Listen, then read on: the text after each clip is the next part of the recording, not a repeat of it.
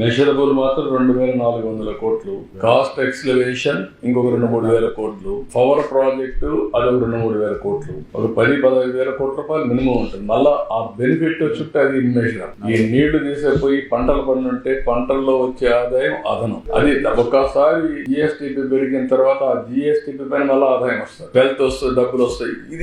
ఇదే ఒక మూమెంట్ అవును, ఒక స్పైరల్ మారిగా అన్ని నాశనం. ఇప్పుడు మీరు ఒకసారి చూస్తే తెలంగాణ ఆంధ్రప్రదేశ్ విభజన జరిగిన తర్వాత హైదరాబాద్ నగరం తెలంగాణకు వెళ్తుంది కాబట్టి హైదరాబాద్ అనేది రెవెన్యూ జనరేషన్ సిటీ కాబట్టి ఆంధ్రప్రదేశ్ లో రెవెన్యూ జనరేషన్ చేసుకోవడానికి అవకాశాలు లేవు కాబట్టి అమరావతి పోలవరాన్ని కేంద్రం డబ్బులు ఇస్తామని పెట్టారు. అదే గాని ఆ రోజు గాని పూర్తయి ఉంటే ఈ రోజు మనం పోలవరం అమరావతి రెండు కూడా టైంలో అయి ఉంటే తెలంగాణ ఆంధ్రప్రదేశ్ కుడి ఎడమగా ముందుకు పోయాడు. ఈ రోజు ఎక్కడో బిలో ఈ 5 ఏళ్లలో అదక్ పాతాళానికి వెళ్ళిపోయాం. మనం గుర్తుపెట్టుకోవాలి. హైదరాబాద్ లో వచ్చే ఆదాయం వల్ల వాళ్ళు బెటర్ గా దేశంలో number 1 per capital income Telangana ఈ రోజు. అది ఆ రోజు నేను చేసినటువంటి ఒక ఎకో సిస్టమ్ క్రియేట్ చేసాం. ఆటో పైలట్ ఎత్తా ఉంది, ఎవరు వచ్చినా కూడా జరిగిపోతా ఉంది, ముందుకు పోయే పరిస్థితికి వచ్చింది. కనీసం ఈ 2 పైన శ్రద్ధ పెట్టి ఈ 2 చేస్తే మళ్ళా రాష్ట్రం ఘాట్లో పడుతుందని చెప్పి రాత్రి మొగుళ్ళు కష్టపడితే